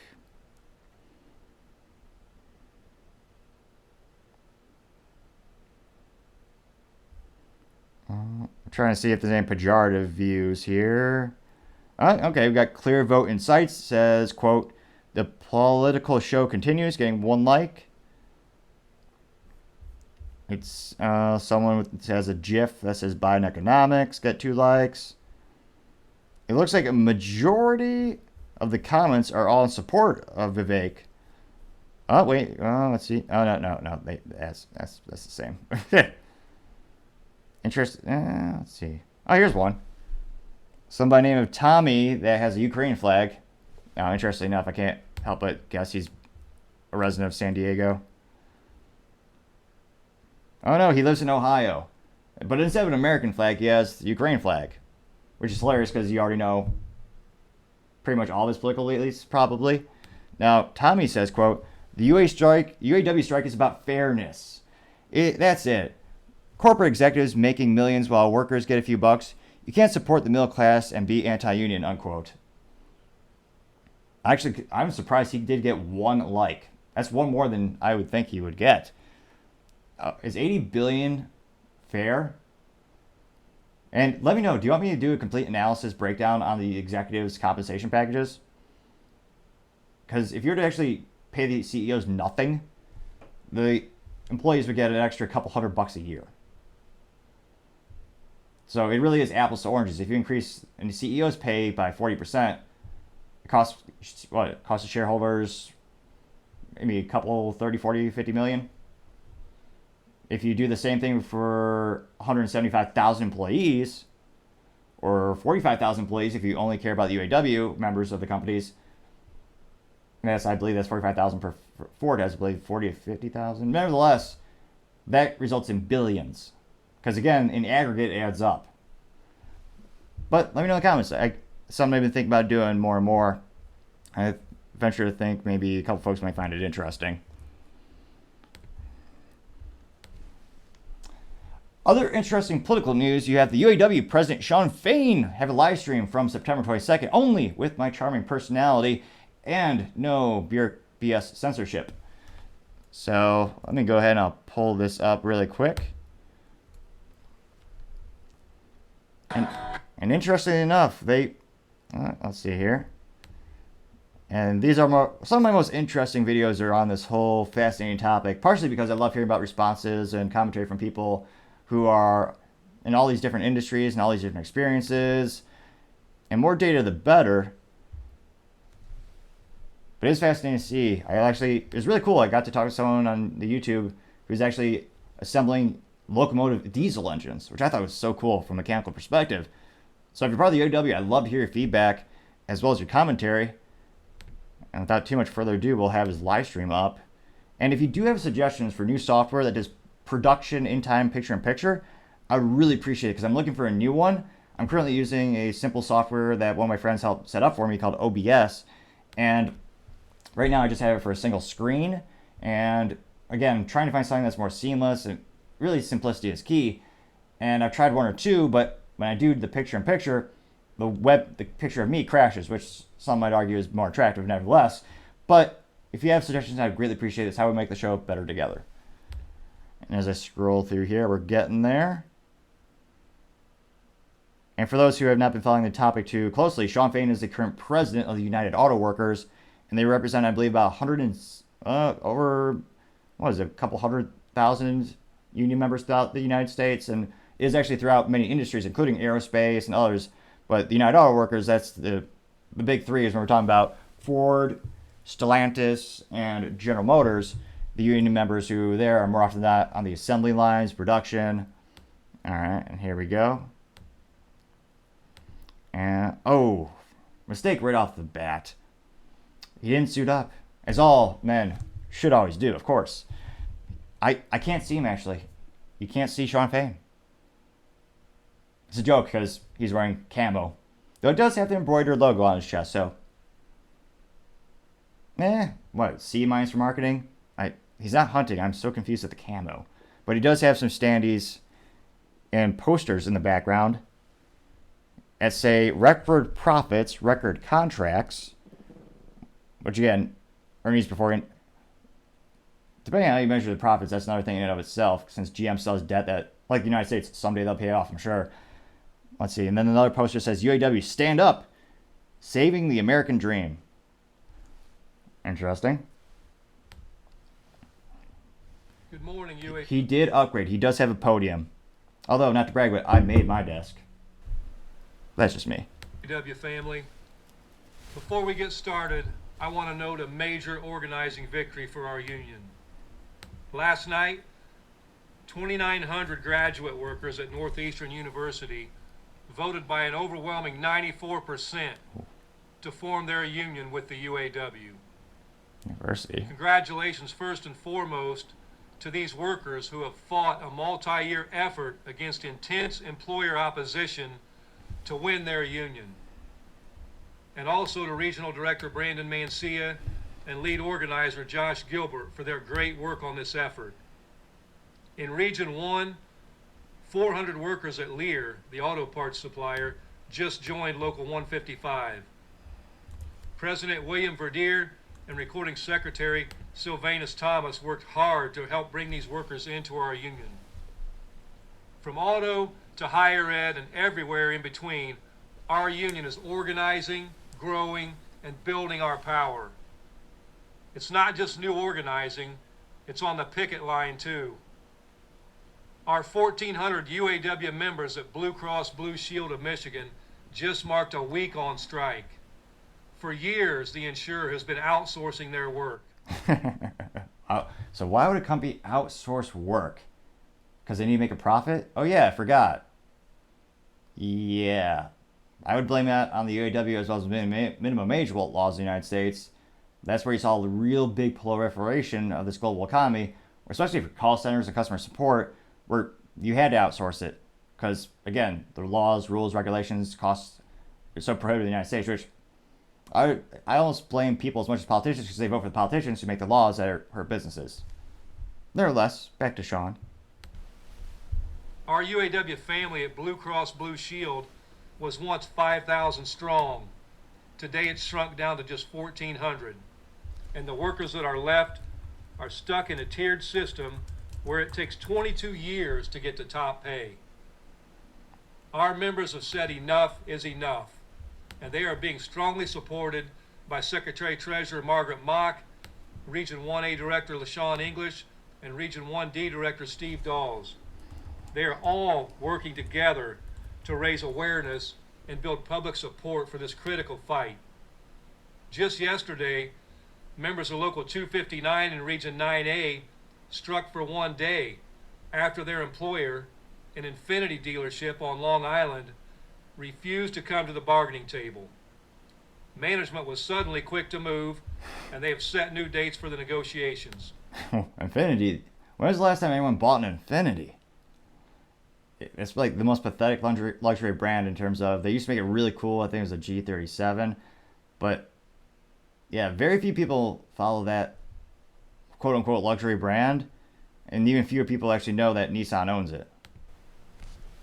And at ZF in Tuscaloosa, Alabama, in Region 8, nearly 200 members of Local 2083 who make front axles for Mercedes are on strike after voting down a contract that would have raised healthcare costs, maintained tiers, and left workers behind economically.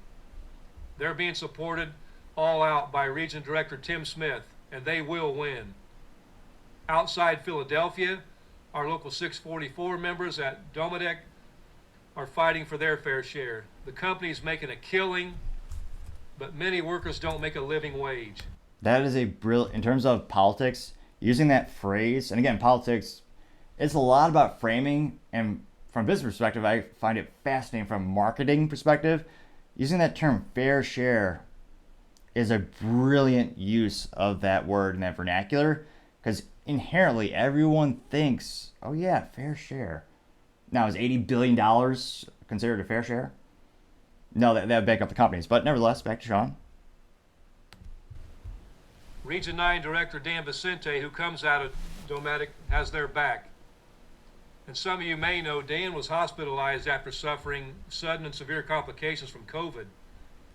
But the day he was discharged, he recorded a message of support for his Dometic family. Nothing can keep Dan or our union down. Not far away in Dayton, New Jersey, our local 2326 members at West Rock Packaging are standing strong in their strike. When COVID was at its worst, they worked overtime to make the cardboard packaging that kept our economy going. They made the company and CEO David Sewell rich. But now he wants to slash their health care, and we're not going to let it happen. In Newton, Iowa, our local 997 members at Fombert are facing down another employer that wants workers to go backwards. Fombert refused to start bargaining until 1 week before our contract expired. Sound familiar? Familiar is the people who do the slow protest and do the job as slow as possible? Yeah, it kind of does sound familiar now that you mention it. Then the company insisted on cuts to accident and sickness benefits. Our workers aren't having it, and Region 4 Director Brandon Campbell is giving them the support that they need. In just over a week, the contract for 3,500 workers at Mack Truck in Pennsylvania, Maryland, and Florida is going to expire.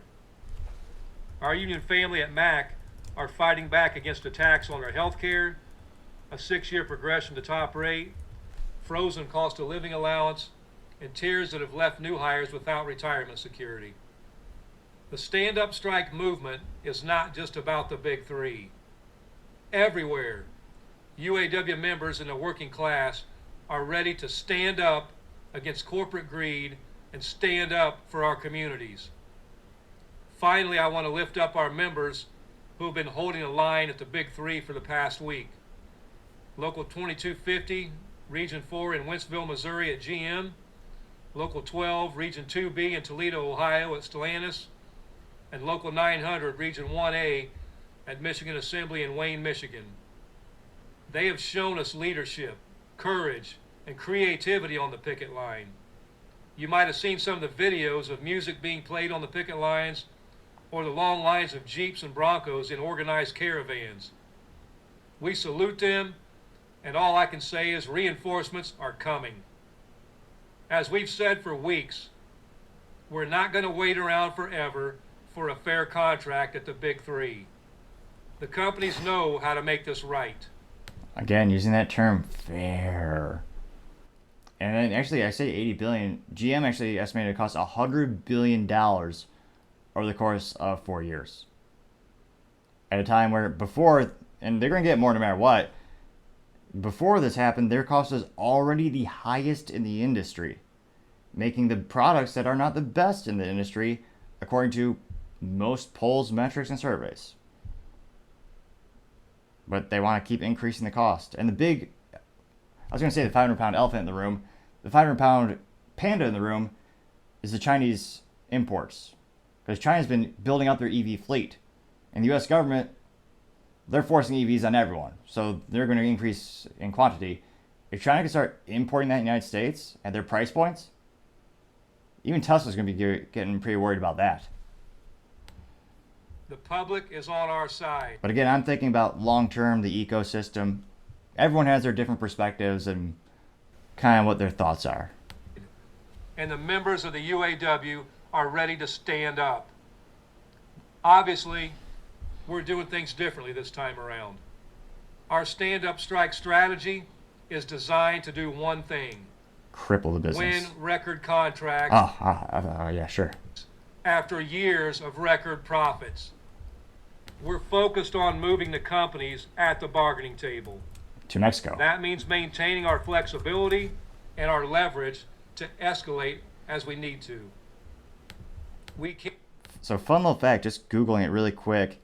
Ford Motor Company reported a $2 billion loss in 2022, which attributed to the special items. The company's adjusted earnings before interest the same year, $10.4 billion.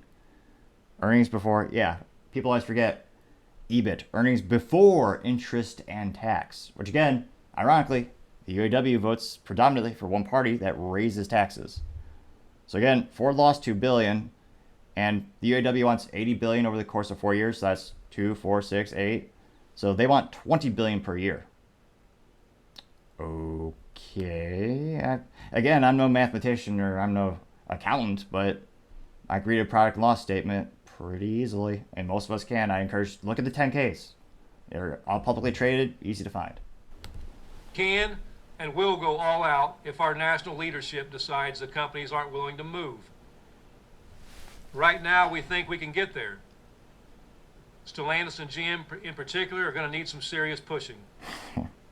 Obviously, going on strike isn't something we take lightly, and it's not something we do without a clear strategy to win. So let's talk about our strategy at the Big Three and what's happening in negotiations. As you know, we gave our members' demands to the company 2 months ago. They wasted over a month failing to respond. Now, I also can't help but wonder, how many man hours does it take for accountants to actually figure out the cost for these propositions from the UAW?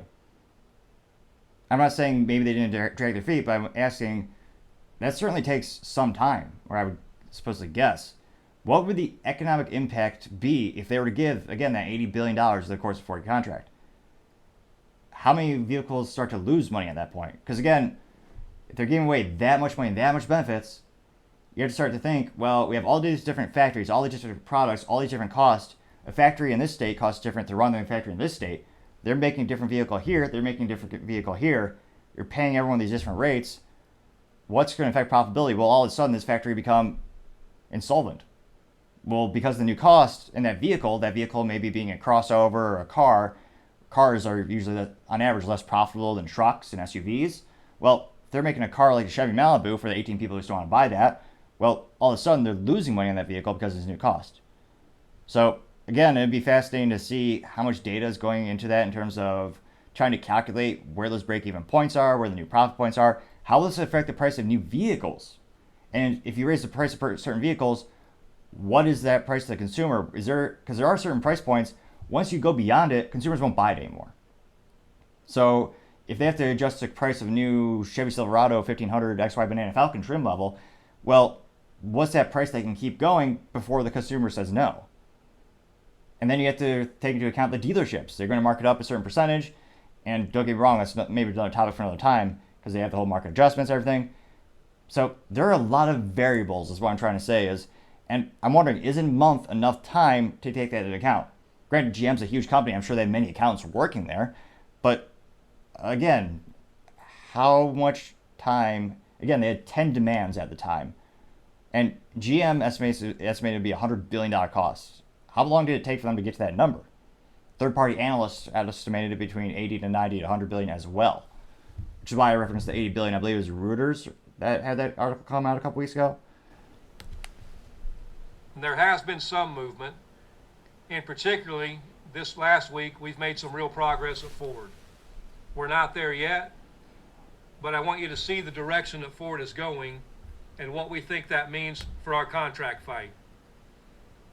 So at Ford, the Rawsonville Components and Sterling Axle employees will now be on the same wage scale as assembly workers. We have eliminated that entire wage tier. Let me know in the comments if you're part of the UAW. What are your thoughts of eliminating some of those tiers?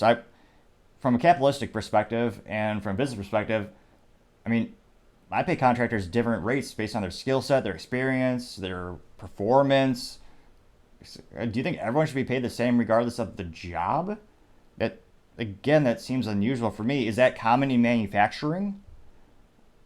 Let me know in the comments. I'd be interested to see what you have to say for that specific the negotiation point they're going with. We've also officially reinstated the cost of living allowance that was suspended in 2009. That's a big win for them. Family, that's important because many people said this couldn't be done, and we just did it. Fiscally speaking, yeah, that's a big give because not only giving huge raises, but they're going to get a cost of living. That's a big win for the UAW. I'm pretty shocked and impressed they got that. I can't help but wonder what else Ford will acquiesce or how much they can. Again, they just lost, $2 billion in 2022? Jeez. which again is because of the UAW voting for politicians. Those politicians are pushing EVs. And look at Ford's portfolio. They got Ford Blue, which that's ones that were traditionally Ford. I think the Ford Mustang, the good one with 3 pedals and a V8. The good old Ford F-150. That's Ford Blue. That's making the profits. You had Ford Commercial. Think of the big trucks. Makes sense for commercial sales. And then you have the Ford EV division. That's losing money every single day. They actually had to readjust their latest estimates of when they'll break even, kicking out that date even further. Which again, don't get me wrong, I believe Tesla took, 6 to 8, they only became profitable, I believe, in 2020 or 2022. It's only very recently that Tesla was able to make a profit. It took years. So again, Ford, the EV division of Ford, they might make a profit, but again, they're using it from the Ford Blue. So overall, the company is, they're transitioning, as they all say. We've also won, for the first time in our history, the right to strike over plant closures during the life of our agreement. Oh, jeez. I don't have to tell you that this is an important victory in our fight to save our jobs. Ford just shot themselves in the foot with that one. Again, I can't help but think of the old Radio Shack issue. Radio Shack used to be a great American company. You could kind of see, top right of me, you can see the CHER, that's actually the end of a sign that says Archer Antennas, and the top of it actually says Radio Shack. Radio Shack used to be a huge company with quite literally thousands and thousands of locations. Now, when they first went bankrupt, they were bought out by a company called American General, and the contingency of the buyout was they weren't allowed to close stores. And unfortunately, a lot of stores are close together, and many of them were not profitable. So they were bailed out, but they had that stipulation they could not close the stores that were costing them money. So they went bankrupt. That was not the only reason, but that was one of the reasons they went bankrupt for good the second time. And again, when it comes to these factories, I'm really surprised Ford gave that in. But yeah, it's one of those things where if you have certain products, and again, cars are, it's not apples and oranges. I know cars, the life cycle of those is much longer than a Radio Shack store, but conceptually somewhat similar. And with these factories, if they're not making money, now they're saying they can't protest the closing of it. That would seem to just prolong it. Though, it'll be interesting to see. I suppose it's only for the part of the contract, but again, these companies are becoming IT companies, and IT moves ridiculously fast. So that's another thing in and of itself. Keep families together and keep our communities from being gutted. Also at Ford, we've won additional job security for our members in the event of layoff. If that happens, our members, including temporary workers, will now receive income security for up to 2 years with health care. Jesus. That's ridiculous. We have moved Ford off of their concessionary formula to cut profit sharing, and instead won an enhanced profit sharing formula that would have resulted in a 13.3% increase for average employee in payouts last year. We've won the immediate conversion of all current temps, and all temps will have profit sharing after 90 days service at Ford. Wow. And there are no concessions on the table. All that represents serious movement on tiers, on cost of living, on pay, and on job security. But to be clear, we're not done at Ford. Jeez. We still have serious issues to work through. It's never enough. But we do want to recognize that Ford is showing that they're serious about reaching a deal. At GM and Stellantis, it's a different story. We have won a serious victory at CCA and GMCH, and we have killed those wage tiers. Those workers will now be on the same wage scale as assembly workers. Again, let me know in the comments, especially if you're part of the UAW. What are your thoughts on these wage tiers? Do you like them or do you not like them? Do you think certain jobs have different, more valuable skills? Or is everyone the same? Kind of reminiscent of the Soviet Union. But some might say that. But I'll continue. First offer was a 0% raise for those workers.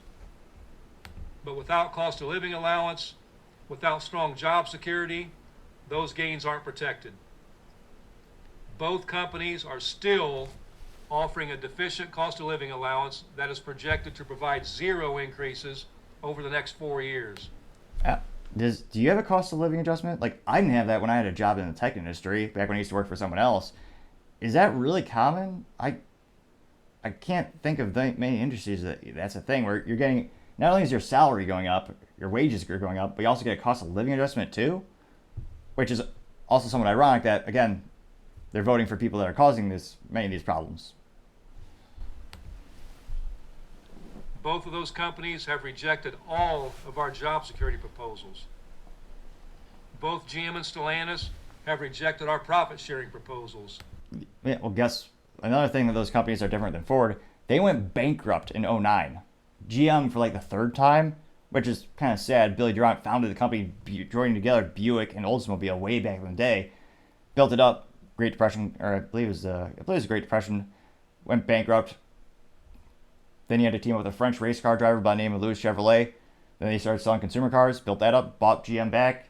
Unfortunately, went bankrupt again, and unfortunately, Billy Durant apparently died managing a bowling alley. And then they built up the company. Then in '09, they're in bankrupt again. So GM, of all the companies that needs to be concerned about their cost, it's General Motors, because statistically speaking, they just keep going bankrupt. And yeah, Chrysler went bankrupt so bad they were bought up by a European company. That's why they call it Stellantis. Or it's probably called something even, probably supposed to be pronounced in Italian or something like that. Stellantis, or something to that effect. And that's a huge company in and of itself, because they own not just Chrysler, which Chrysler owns Jeep, Dodge, but you also have Stellantis owning a bunch of European companies, including Fiat, and Fiat, stuff that is a huge conglomerate. So I'm not surprised that those two companies are especially concerned about giving the UAW a lot of these benefits, because again, that was a contributing factor that led to them going bankrupt in '09. And both companies have rejected our proposals to convert temps. Yeah. So that would also defeat the purpose of temps. If they're going to become permanent employees, I would argue that they are literally robbing the opportunity of people to join a company as a temp to go and become full-time. Because a business is not going to get a temp if they have a gun to their head saying, oh yeah, now they have to become full-time. Just like increasing the price of minimum wage and getting rid of free internships, they're just robbing opportunities of people that don't have a certain skill set. But I moderately digress. Today, at noon Eastern Time, all of the parts distribution facilities at General Motors and Stellantis are being called to stand up and strike. We will be striking 38 locations across 20 states. It is entertaining. So, of course, what's a fancy way of saying censorship? In a draconian fashion, they shut down the comments so you can't see those, or the likes or dislikes. But they are having the live chat, and it is militaristic to say the least. So, I mean, Shawn's doing what many of his members want. But yeah, they're saying, show them the pain. Oh, a couple of contrarians. You have someone by the name of Joseph Ilozeki saying Shawn Fain just wants the money for him, which, yeah, Shawn Fain, like a divorce lawyer, they make a lot of money because of the conflict. There's an incentive to cause conflict. If everyone's happy and lucky go, like a nice relationship should always be between employers and employees, well, you don't need that lawyer driving a wedge between you to profit and make, $180,000, $200,000 a year? Across all 9 regions of the UAW. At General Motors, we call on the CCAs at Pontiac, Willow Run, Ypsilanti, Davison Road, Flint, Lansing, Cincinnati, Denver, Hudson, Wisconsin, Chicago, Reno, Rancho Cucamonga, Fort Worth, Martinsburg, Jackson, Charlotte, Memphis, and Philadelphia to stand up and go on strike. At Stellantis, we call on the parts distribution centers at Marysville, Centerline Packaging, Centerline Warehouse, Sherwood, Warren Parts, Quality Engineering Center, Romulus, Cleveland, Milwaukee, Minneapolis, Denver, Chicago, Los Angeles, Portland, Atlanta, Winchester, Orlando, Dallas, New York, and Boston to stand up and go on strike. The plants that are already on strike will remain on strike.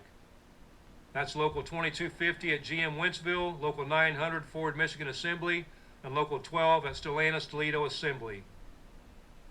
We invite and encourage everyone who supports our cause to join us on the picket line, from our friends and families all the way up to the President of the United States. We invite you to join us in our fight. The way you can help is to build our movement and show the companies that the public stands with us and stands with our elected national negotiators. That's one of my favorite fascinating things when you look at sample sizes and just different areas of social media. It's fascinating when I'm on YouTube, it looks like the comments are more often than not, in terms of the comments being negative or positive, more often than not, they're more pro-union. And when it comes to Facebook, it seems to be, I'd say, a little bit more pro-union.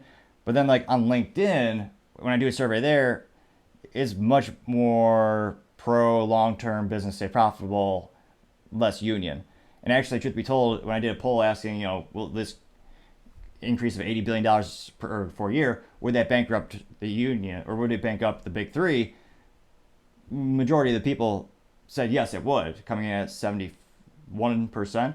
Now, granted, the sample size was about 65 people, so small sample size, but it's interesting to see the different audiences on different mediums and the different perspectives you get. But in terms of the average public, I just think of the average mom and pop who can barely afford to pay rent, barely put food on the table because of the inflation the government caused, which again, be careful who you vote for, but they can barely afford a new vehicle. Who has the highest cost of labor right now? It's GM, it's Ford, it's Stellantis, or Stellantis, as maybe some might say, if they want to be really fancy, pinky high. And this is going to increase even more. So what do you think? Does the average person in the United States support the UAW? Is it a 50-50 split, as many political issues sometimes come down to? It's fascinating to see. I'm wondering, we'll see what people say in the comments this time. It'll be interesting. As promised, we're expecting to stand up strike in response to the lack of progress in bargaining with General Motors and Stellantis. We will shut down parts distribution until those two companies come to their senses and come to the table with a serious offer. Also, another great time to drive a Toyota or Honda, because if anything goes wrong, the dealerships, they still have parts. And interestingly enough, the parts last a long time. The members who will join the stand-up strike today are living testament to one of the injustices we are fighting against at the Big Three, tiers. At Stellantis and GM, under the current MOPAR and CCA structures, workers at parts distribution centers are permanently stuck on a lower wage scale. For workers hired after 2015, top pay maxes out at just $25 an hour, and it takes 8 years to get there. $25 an hour is pretty good depending on where you live too. But taking 8 years, so again, let me know in the comments, what are your thoughts? Tiers yay or nay? GM has offered to bring those workers into an assembly wage scale, but without cost of living and job security like we've won at Ford, those members are still at serious risk. This week, the president of GM wrote an op-ed talking about how supposedly great the wages are for 85% of their workers. We fight for 100% of our members. Oh, as a perfect politician, we fight for 100%. Nothing bad. Yeah, 100%. We are committed to ending tiers across the board. That's just one of our core issues that we're still fighting for as we continue our stand-up strike. So would he, again, let me know in the comments, would it be preferable every single person gets paid the exact same rate, regardless of experience or skill set? Again, let me know in the comments. That I will probably start doing some polls as well, maybe. So at noon Eastern today, all parts distribution centers at General Motors and Stellantis will be on strike. This will impact these two companies' repairs operations, and our message to the consumer is simple. The way to fix the frustrating customer experience is for the companies to end price gouging. Invest these record profits into stable jobs and sustainable wages and benefits. It's that sustainable? That's the debate, really. But did he just say price gouging? Really? Wait a minute, I gotta rewind that. Are for 85% of their workers. Yeah, 100%, yeah. We fight for 100% of our members, and we are committed to ending tiers across the board. That's just one of our core issues that we're still fighting for as we continue our stand-up strike. So at noon Eastern today, all parts distribution centers at General Motors and Stellantis will be on strike. This will impact these two companies' repairs operations, and our message to the consumer is... So don't forget the American people. If you need parts, you're not going to get them too easily. Simple. The way to fix the frustrating customer experience is for the companies to end price gouging. Invest these record profits. Price gouging, that's the dealers. So when you go to the dealership and you see a $15,000, $20,000 market adjustment, they can't control that. By the contracts that are written right now, General Motors can't go to the Chevy dealership down the street and tell them, hey, you can't do that. It's a separate business, separate company, and there's certain stipulations on how you can dictate it. One way to perhaps fix that in the future would be a direct sales model. Now, the issue with there is most states, they get a lot of their funding from the sales tax on new vehicles. So the states have a big incentive to keep the dealerships in business. So there's a little incentive there as things are currently set. And again, when it comes to price gouging, the manufacturers, they've been increasing the price of some vehicles, but let me know in the comments, has the MSRP on vehicles changed that dramatically? Something to think about. Into stable jobs and sustainable wages and benefits. It's that simple. This expansion will also take our fight nationwide. We will be everywhere from California to Massachusetts, from Oregon to Florida.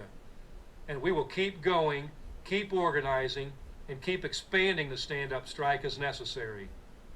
Across the country, people are going to know that the UAW is ready to stand up for our communities and ready to stand up against corporate greed. And I know more of you are ready to walk. I've seen incredible strike-ready demonstrations across the country. Local 551 and Local 862, we see you. Spring Hill, I know you're ready to go. And Kokomo, stand ready. Stick with us and be prepared. I've also heard of the members standing strong on the job. Remember, it's your right to refuse voluntary overtime. Under an expired contract, management has fewer rights to make unilateral changes. If you see something being changed in your workplace without bargaining, please head to uaw.org/standup and report it. You are our eyes and ears. Our greatest protection we have is each other, and we won't let the big three break the law. Finally, I want to remind all of you of one thing. The world is watching, and the people are on our side. The world is watching, I'll give them that much. Are the people on their side? Do you at home want the price of the vehicle to go up by quite a bit? Are you happy you might not be able to repair your car if you do drive a GM or Stellantis product? Are you someone who appreciates part of the price you're paying for that vehicle is electing politicians that are forcing EVs on us and increasing the cost of living? Something to think about. Poll after poll come out saying the American people support what we are doing. In fact, polls say support for our strike is growing. That's across parties, across ages, and across all kinds of people. And it's not just the U.S. Obviously, we've been in close contact with our Unifor family in Canada, and I know that all of you have been cheering them. Their fight is our fight. We've been in close contact with our Mexican union counterparts who have held demonstrations in front of GM offices in Mexico City. In Italy, 6,000 Stellantis workers recently went on strike. To our Italian union family, your fight is an inspiration. We support you, and your struggle is our struggle. From South Africa to Malaysia, we continue to receive letters and messages of strength and support, encouraging our members to hold the line and win big. And we will. So now it's time to hit the picket lines across the country. It's time to show the companies we are united and we are fired up and we are ready for a record contract. It's time to stand up against corporate greed. It's time to stand up for our communities. UAW family, I'll see you on the picket line. May the comment section begin. Although not on that video, because of course they turn off the comments and the likes. You don't know how many people liked it. Could be 2, could be 3 people. We don't know. Now, 73,000 people did tune in to the live stream, interestingly enough. Now, let me know in the comments. Do you think, is the tide turning? Do most of the American public now support the current boycott? Or is it a 50-50 thing? Is it coming along party lines as a political issue? Let me know in the comments. I'd be fascinated to see what you have to say.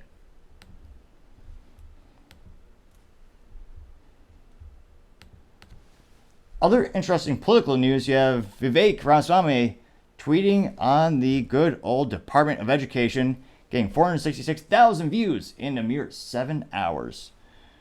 Now it looks like this is actually a clip from Mr. Secretary Cardona saying that he doesn't have too much respect for parents who have been misbehaving at school boards.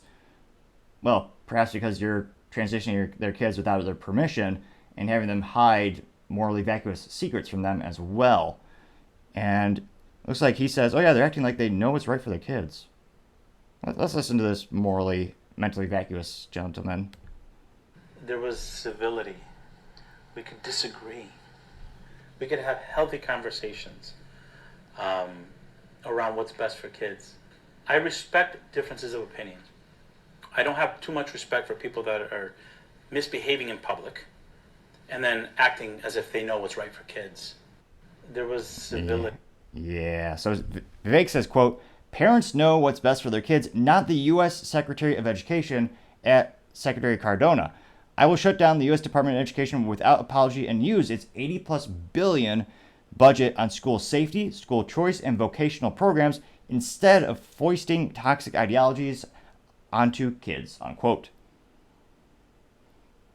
That's perhaps one of the best tweets he's done recently, and I think it's going to resonate with a lot of the voters who are quite concerned with how schools are, quote-unquote, teaching. And I use quotation marks quite literally there because the test scores go lower and lower and lower, and yet the unions, the good old teachers' unions who elect politicians with a lot of funds that they collect, they just want more and more money. And they're teaching kids about sexual ideologies, things that have nothing to do with history, science, which is perhaps why the test scores are so low. Now, when it comes to the comments section, someone by the name of Danger Disinformation at Retired Crime Dog, this person said, quote, this seriously needs to happen. Ed department takes millions and waste it. We parents are taking back our districts one at a time, and I don't have any respect for a bureaucrat that doesn't support parents. It looks like she got 62 likes out of 2,100 views. Another one responded to her by the name of Sabrin saying, quote, you bet parents should have the say in their children's education, and bureaucrats need to respect that, unquote. This person got 8 likes out of 500 views. And it looks like someone by the name of Brian Hastings says, quote, U.S. federal employees, 1980 counted for 16 million. Today, they have 24 million. Note, every memo was done with a typewriter in the 1980. There should be 12 million federal employees max, unquote. Person got 13 likes out of 950 views. This person named James Wilbur responded to him saying, quote, 12 million, really? We need to reduce the size of the government and send most work back to the states. That way the way the Constitution says it should be, unquote. This person got 5 likes out of 148 views. As I scroll down here, someone says, by the name of In Your Face, says, parental input matters, unquote. That person got 25 likes out of 1,600. It looks like more and more. Let's see here. Somebody by the name of Ty, Other Kinds of Money, saying, quote, ending large bureaucracy will benefit the country. It will free up funds that will go directly to the schools and people. Person got 33 likes out of 1,700 views. Someone by the name of Ice Champ says, 80 plus billion, and I know teachers who have to pay to buy supplies for their classrooms, unquote. Person got 5 likes out of 470 views. So interestingly enough, I'm trying to see, as I scroll through, I really don't see any, let's see here, anything too pejorative or against the original post. Needless to say, I think this seems to be one of those winning arguments where, again, if he keeps highlighting that issue, I think a lot of parents are starting to realize the type of morally vacuous things that teachers have been showing children these days, and they're starting to wonder, yeah, why is my tax dollars going to this again? And I think school choice is going to be a big topic for the next presidential election. Let me know in the comments if you heard anecdotally through your experiences. Have you heard more of your friends talking about this? More of your friends homeschooling their kids? That's a trend I've certainly seen on a local level. It'll be interesting to see if that becomes the next big political topic. Going on to the business blunder of the day, you have Costco to recall about 50,000 mattresses. Now, this is because of a manufacturer by the name of FXI Inc. How inspirational. Who wouldn't want to work for FXI? But nevertheless, even though they get a C- for marketing, they initially announced the recall of the Novaform Comfort Ground 14-inch mattresses and Novaform Dream Away 8-inch mattresses in June, and issued a joint press release with the Consumer Product Safety Commission on last Thursday. According to FXI, the recalled mattresses could be exposed to water during manufacturing, leading to potential mold development. The presence of the mold can pose a health risk to people with mold allergies. It could damage lungs or compromise immune systems, the CPSC said. Now, according to the Center for Disease Control and Prevention, symptoms of the mold exposure can vary, but typically include burning eyes, respiratory problems such as coughing, wheezing, and skin irritations. They want to say that approximately 48,000 Novaform, Comfort Grande, and Dream Away mattresses are impacted by the recall. Consumers have been advised to contact FXI at 888-886-2057 or go to its website for a full refund or free mattress replacements, which does include free pickup and disposal of the recalled mattresses and free delivery of the new mattress as well. Which, not the best value from Costco this time. They're usually very good about getting the best value for their customers and getting the lowest price point as well, more often than not. But quite concerning to have something that you literally use quite literally every single day that could quite possibly actually be killing you. And thankfully it doesn't sound like there's anyone who has deceased from this yet. So thankfully they're getting they're getting somewhat ahead of the recall in that regard. But yeah, to make mattresses and they turns out to be a deathbed, that's definitely gotta be the business blunder of the day. Thank you everyone for taking the time to tune in. I greatly appreciate it. Also, taking the time to comment helps the channel grow and develop. Don't forget we're giving a free flamethrower with every July, or actually, wow, time flies, with every September purchase at toppingtechnologies.com. Click the website for additional details. Also, thank you so much. I really appreciate the feedback. If you can take the time to click that subscribe button, trying to get to 4,000 subscribers by the end of the month. So I'd greatly appreciate you clicking that button. Also, don't forget to take the time to tell your family, tell your friends, tell your coworkers, heck, tell your enemies, tell anyone and everyone. Just stay safe and fight the good fight.